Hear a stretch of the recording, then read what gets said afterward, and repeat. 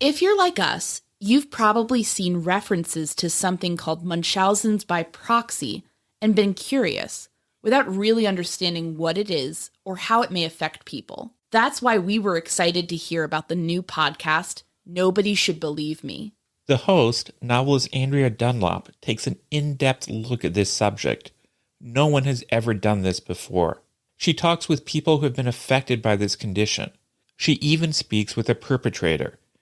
We've already listened to the first 2 episodes, and we can tell you that Andrea doesn't dwell on the darkness. She takes great pains not to be gory or exploitative. This show has heart. It focuses on the humanity of everyone involved. And what makes this podcast extra special is that Andrea has a deeply personal connection to this subject. Someone very close to her was investigated for Munchausen by proxy. That gives the show a real emotional punch. When Andrea is listening to people tell stories about how they've been affected by this condition, she is not some uninvolved outsider. She has lived through the very same pain they have. She understands them. And through this podcast, she helps all of us understand them too. New episodes drop every Thursday. Listen and subscribe to Nobody Should Believe Me on Apple Podcasts or wherever you listen to podcasts. Content warning. This episode contains discussion of murder and violence. We were really excited recently to get a chance to be a part of Murders at the Burger Joint, a 1-hour documentary about the Burger Chef murders, which is available to stream on Discovery+. We have been researching this case for years and have done multiple episodes covering the different theories that surround the case. You heard about a couple of the most prominent theories in the documentary. We thought we would tell you about another one we will be covering in more depth when we return to the case for another batch of episodes in November. My name is Áine Cain. And I'm Kevin Greenlee. And this is The Murder Sheet, a weekly true crime podcast. Áine and I connected over the Burger Chef murders, a 1978 unsolved case involving the killings of 4 young restaurant employees. Now we're looking to track restaurant homicides. To help us understand the patterns of these crimes, we created a spreadsheet of nearly 1,000 eatery-related killings, the Murder Sheet. We'll be drawing on that data throughout Season 1 to give you a deep dive into undercovered crimes. We're the Murder Sheet. And this is, You Never Can Forget, the Crabtree Connection.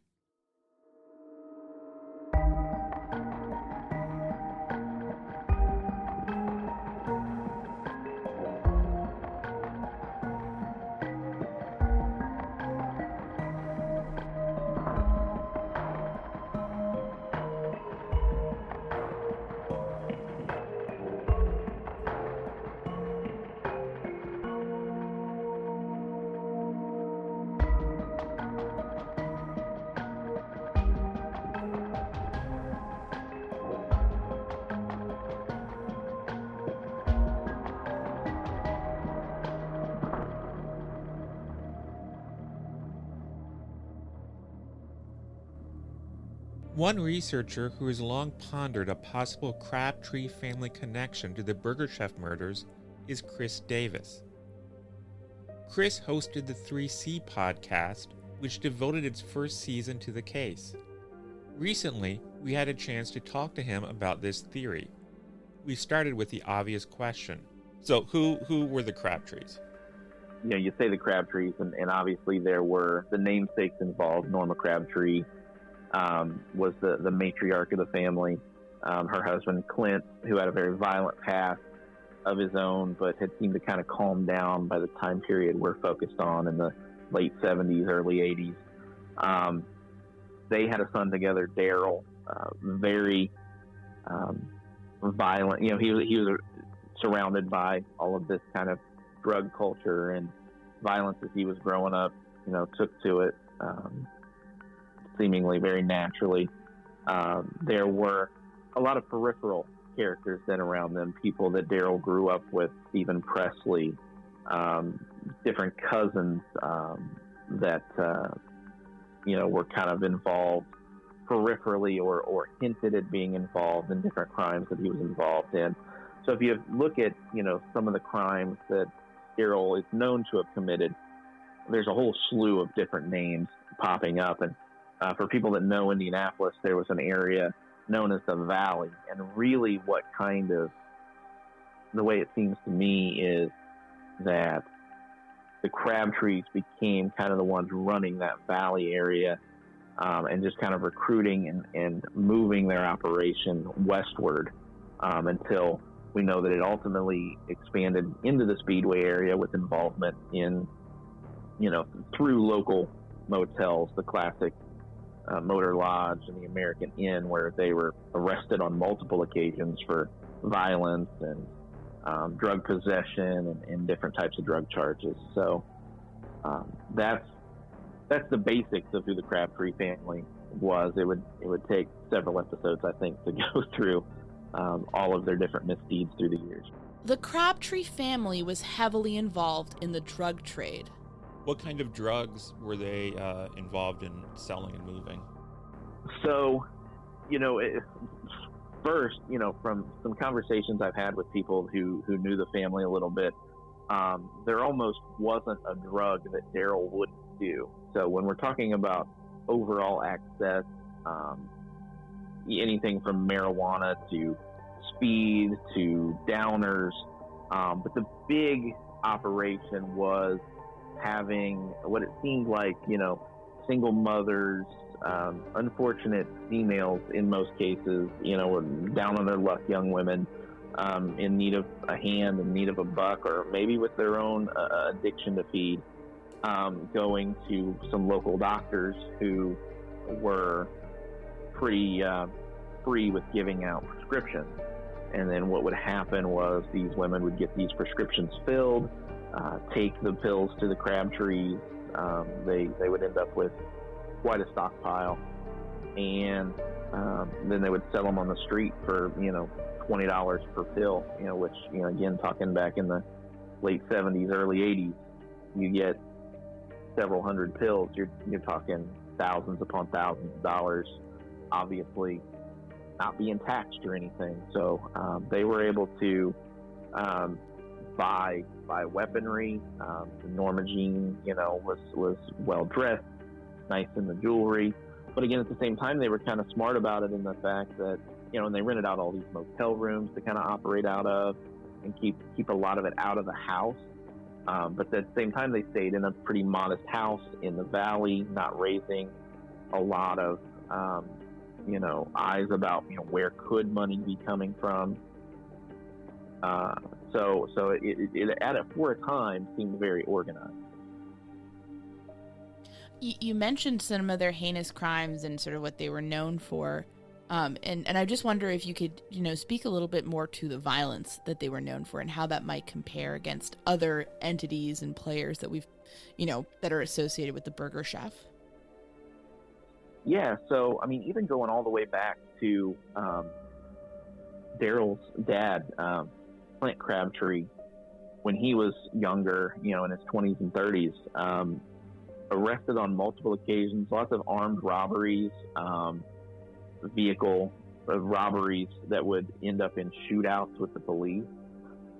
He was involved in shootouts at local bars here in Indianapolis.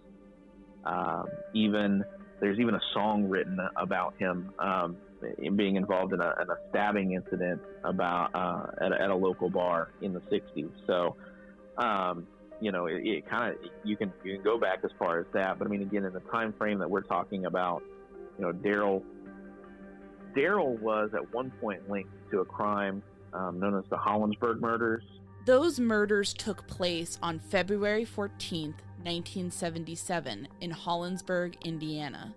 A group of 4 young men led by Roger Drollinger broke into a house trailer and confronted Betty Spencer and her 4 sons. The family was made to lie face down and each was shot. Betty's sons were all killed, but Betty lived. One of the shots made her wig fly off, and in the confusion, the killers thought that meant they had blown her head apart. She was, of course, taken in for medical attention. And as she was in the hospital recovering from her injury, she was shown a set of mugshots. So somehow, Daryl, by this point, in 1977, not even being 18 years old at that point, his face was in this set of mugshots, and there was actually a warrant issued for his arrest in these Hollinsburg murders. Now later, another boy confessed and confessed as to who was with him. Those four boys and young men were later convicted. So Daryl wasn't actually involved in that, but there was already a history of some criminal activity in his youth that even made it, put him in the line of fire there.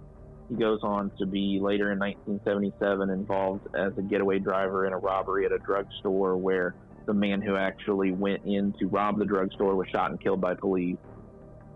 Later goes on to be involved in multiple drug arrests, multiple shootings, some of which he doesn't do any time for. Finally, in 1982, he's involved in a shooting where he does end up going to prison for quite some time, and kind of the last major violent act that we see from Daryl. But Daryl Crabtree's name had been associated with many violent acts. Can you tell us what happened between Daryl and Terry King? Yeah, so, piecing things together from newspaper reports and a few files that I've seen, there was some disagreement between different people involved in this Crabtree drug dealing scheme, and it kind of centers around a triangle involving Daryl Crabtree and Stephen Presley and Terry King. They all kind of meet up at a hotel or a motel in Speedway, the classic motor lodge, and we don't have a lot of details on exactly what the disagreement was. It's said to involve a large sum of money, probably stemming from drug sales in the neighborhood of $2,000, and leads to Daryl shooting Terry. Now Terry doesn't die, but so then kind of the police get involved and start an investigation. They find out that Stephen Presley was present for the shooting, probably has knowledge of why it happened, who actually did what. And Daryl is arrested, although only held for a short time and bailed out. The King shooting seemed to lead to even more violence. Unfortunately, another person in their crew, a young lady who had been involved with the prescription scheme for the Crabtrees and knew Stephen Presley quite well, spent time with Daryl Crabtree, wound up murdered just a week or so after Stephen Presley. She was actually found, it's quite gruesome, burned to death in her trailer. And it was eventually, obviously, quite an investigation went on to determine the cause of the fire and everything, but it was definitely later determined to be an arson and a homicide, that someone had made sure she stayed in that trailer and did pass away at that time. So, and again, a lot of rumor there indicating that Daryl was likely involved because Jana, the same as Stephen Presley was a potential witness to the Terry King shooting, Jana Price had been with Stephen Presley the night he was murdered and kind of knew his movements and upcoming movements and could potentially link him to being with Daryl that night. And then another name I often hear is Otis Powell. What happened to him? Yeah, so, I'd for a long time since I'd heard Daryl Crabtree's name, heard about Otis Powell's death, and it certainly was suspect in the way that it happened, and kind of the timing of it. It was right around the same time as Stephen Presley and Jana Price being killed, and he had fallen off of a bridge overpass in downtown Indianapolis on the near east side of the city, and died later at the hospital from the injuries from that fall. And, obviously it seems awfully coincidental as far as his association with the Crabtrees, and his father had even been arrested with Clint Crabtree, Daryl's father, during one of his earlier crimes. So there's definitely some association there. And, the timing of it was quite convenient. But I still always thought, it could have been an accident. It could have been drinking, walking drunkenly, and fallen over. I gave some benefit of the doubt there. But what was really striking to me when I was able to see a little bit of the actual police investigation into some of these known crimes, the Stephen Presley murder, the Jana Price murder, is that Otis Powell's home was kind of the central hub where everybody kind of saw everybody, being Jana Price and Stephen Presley, and Ricky Angel is another name that comes up in the crew. We're all kind of together at Otis Powell's home the night before Stephen Presley was murdered. So now it lends itself to the idea that Otis Powell was another potential witness of this crime or the preceding events leading up to the crime that needed to be dealt with, and possibly his death was a homicide as well.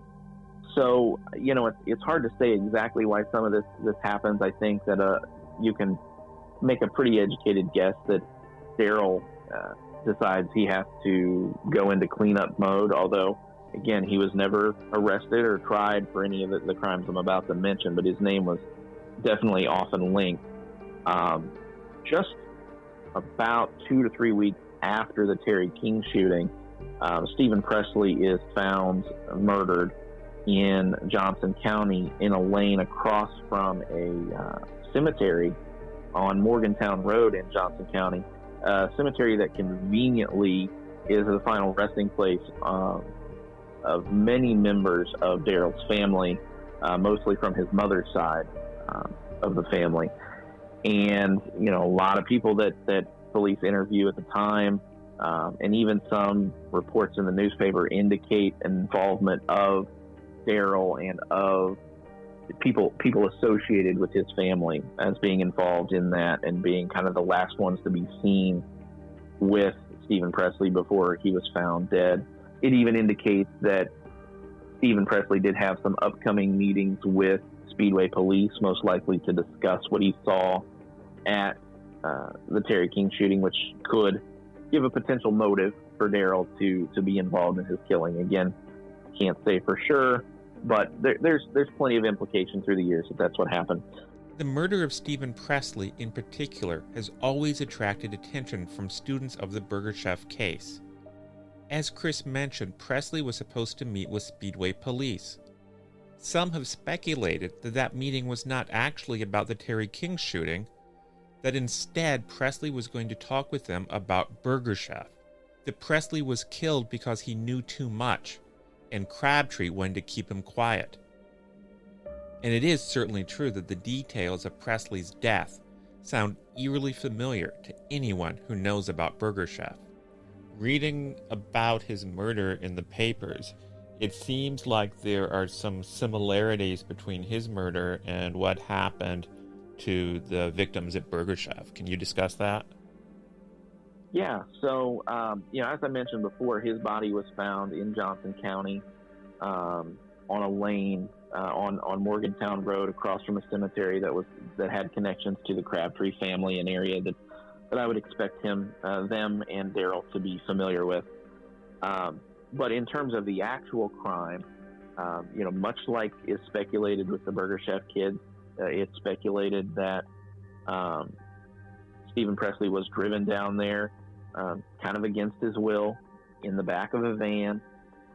He was shot in the head with .38 caliber bullets, presumably from a revolver, because no bullets were found, no shells were found at the scene.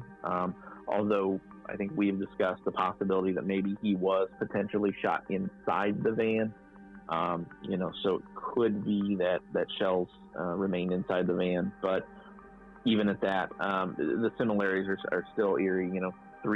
The three shots, to the head on a lane in a relatively quiet part of Johnson County. Very similar to the way that both Danny Davis and Ruth Shelton were killed. For all of its possible importance to the Burger Chef case, there just isn't a great deal known about the murder of Stephen Presley. But that is about to change. Recently, we obtained close to 200 pages of heretofore unseen police files on this case. We are poring over those files now, and we'll be sharing what we learn with you in November when we do our next series of episodes on the Burger Chef murders. What makes you think it's possible that the Crabtrees could be involved with what happened at Burger Chef? So, we had talked about, you kind of asked me the question of why does this deserve some attention and some, well, attention. Yeah, I think is the word on this potential theory. And I think it's twofold. And I'll get to in a second kind of some of the boxes that Daryl checks off for me. But I also think that, through some of the work that I've done and definitely through the work that you and Áine have done, we've taken a lot of steps to disprove or at least cast a lot of doubt on some of the more popular theories involved in this case, be it the robbery gang, the traditional robbery gang theory from Johnson County that you guys have spoken about on the podcast, the Donald Forrester angle. And I think that if the Indiana State Police are going to show that they care about solving this case, they need to truly investigate other angles. And unfortunately, to me, there should be a sense of urgency because of the amount of time that has passed and because of the ages that we're seeing a lot of these people get to. So that's why I think some of these other things that I'm about to tell you about Daryl Crabtree are important. Like I say, he just checks a lot of boxes for me. There's the history of violence, and not just him too, but the people around him. There's just violence in his life and in his group that he runs with and his family. They're not afraid of it. They're not afraid to use it to get their way or to keep a secret. And I think a lot of the suspects that have been mentioned before in the, more publicly in the Burger Chef case haven't necessarily exhibited that level of violence or willingness to kill, at least. And so, I mean, it definitely checks that box. And I think the biggest thing for me is that whoever did this had to have enough tie to and knowledge of both the Speedway area and the Johnson County area. And again, I just don't think any other suspect mentioned in this case checks that box quite as strongly as Daryl Crabtree. They were operating out of motels in the Speedway area. The American Inn was right across the street from the Burger Chef. I mean, you could see the Burger Chef sign in the distance from the hotel parking lot. So there's that potential connection, that proximity connection.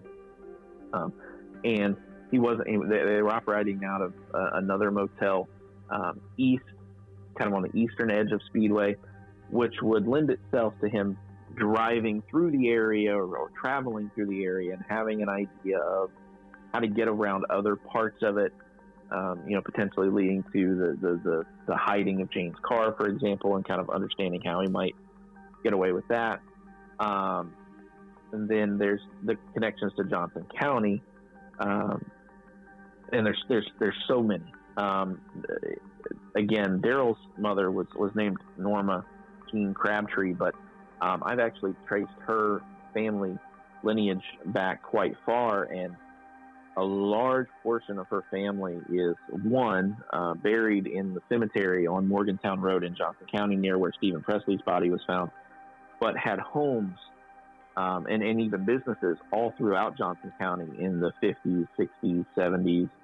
A couple names I didn't think I mentioned, but Norma had two other sons, Danny and Ricky Polson, and their father lived just a couple miles southwest of the Stones Crossing Road in 37, near where the victims from the Burger Chef murders were found. So the idea that Daryl was familiar with that area is very strong. I mean, he even had, it was either an uncle or a great uncle that lived right in, the little town, I guess you would call it, of Stones Crossing. So that's a big one for me. Someone who would have that intimate knowledge of both of those areas to feel safe committing first a robbery and abduction and then a murder in an area of Johnson County and feeling like they could get away and not be suspects in that. Just, again, makes him such a possibility for something like that. I'm curious, you make a pretty persuasive circumstantial case. Why do you suppose this particular angle or theory has not gotten more attention over the years? Well, and I think that question leads to kind of my third big reason why I think this needs some attention now. And it's, I've felt ever since I began really diving into this case back in late 2018, early 2019, that Johnson County should have been in charge of this case. I think if anybody is going to know and understand how the area where the victims were found is used and who knows about it and be able to really understand who might, find the people that heard or saw something out of place, I think the Johnson County investigators should have been in charge of that. And they even come out, following the Stephen Presley murder, come out and imply that they feel there could be connections between these murders and the Stephen Presley murder.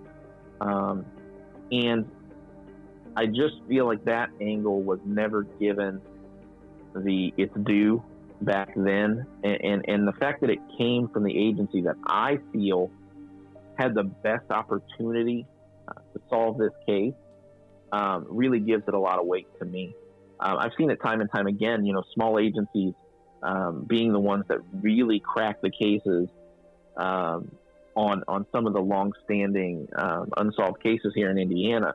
And it's usually thanks in part to the technological advancements and just funding and equipment availability of the state police.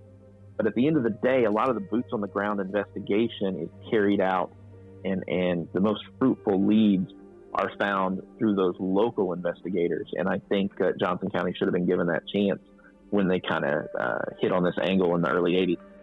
So what ended up happening to the Crabtrees and their organization?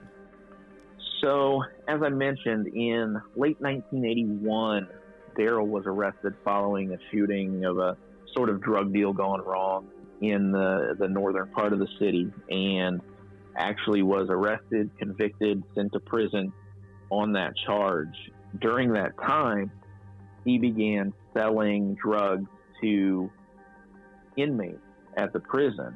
And as the story goes, Norma was dropping the drugs at the prison. And on one occasion, she had dropped a package outside the gates of the prison. Somebody doing the yard work was supposed to take the package into Daryl. He was to disperse the drugs, and the payment was being made through money orders. I assume to Norma. They could have been being paid to someone else in the organization, again, to try to give her some cover. That's a detail I don't know, but somehow it led back all the way. That was the paper trail that really led back to Norma. And then there was what seems like an extensive joint investigation between Indianapolis Police Department and the DEA to ultimately lead to the arrest of, I think, 30-some people involved with the organization, including doctors who were providing the prescriptions, a pharmacist who was filling the prescriptions for the pills that they were selling on the street, many members of the Crabtree family, almost all of Norma Jean's children at the time. Daryl got more time added to his sentence for his part of it, while he was already in prison. And from that point, that was 1984, things pretty much go dark, and you don't hear, anything about a lot of violence on the west side, the Speedway area for a while. I mean, it all just kind of, they definitely have their hands, I think, in the pot of a lot of things that were never actually linked to them, be it Burger Chef or otherwise. Absolutely. And I wanted to ask you, in terms of all of this about the Crabtree and the Crabtree angle, what sort of questions or, should we strive to answer, or details should we strive to run down when it comes to this? You mentioned earlier kind of like why it's important to either possibly prove, but also maybe disprove a theory. And I'm just curious, like, what kind of missing puzzle pieces at this point do you think would be most helpful to get on the Crabtree angle so that we can have a better sense of it either way? Really, I think the best shot would be chasing down some of the names that, people that are still around that were associated with Daryl at the time, be it just friends, associates, people that were involved in their drug trade, or family members. I've heard tell that there were family members that were opposed to the lifestyle that, Daryl and Norma Jean and all of them lived in terms of the drugs and the violence. And they didn't, older family members didn't want their children, which would have been Daryl's cousins, actually hanging around a whole lot, because they didn't want them going down that path. And so maybe speaking with some of those people and seeing if they might have a story to tell about, tales that have gone through the family over the years. I think we've covered the things we wanted to cover. The last question we always ask is there something we should have asked you about that we didn't ask about? Is there something more you'd like to say? I think we've covered everything that I've had in mind involving this angle. I think, like you said, Áine, it's a potential theory to this crime that I think deserves taking the time to try to disprove. There's enough smoke there. There's enough boxes checked that for Indiana State Police to just dismiss this out of hand, especially in favor of some of the theories we've heard some of their more public figures promote over the years, I think is really doing a disservice to this case. So I hope that there's someone out there, maybe someone hears your podcast and can kind of do what I just mentioned. Maybe somebody from the family or someone who grew up in the Valley can realize that this case is still needing some help, and maybe they themselves can reach out to state police, and someone with that firsthand knowledge can tell them, yes, this is definitely an angle you need to look down. We would like to thank Chris Davis for taking the time to talk with us this week. And please join us in November when we start our new series of episodes on the Burger Chef murders. To our surprise, we've gotten a number of requests from people saying they would like a way to help financially support our efforts with the show.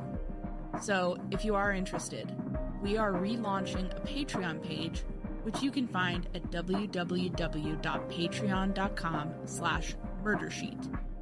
Join us there for 2 live video question and answer sessions each month. You can ask us anything, suggest new cases for us to look at, or even offer ideas for new leads for us to follow. If Patreon is not your thing, you can buy us a coffee at www.buymeacoffee.com/murdersheet. Thanks for the interest. Thanks for listening to this episode of The Murder Sheet. As always, thanks to Kevin Greenlee, who composed the music for The Murder Sheet, and who you can find on the web at kevintg.com.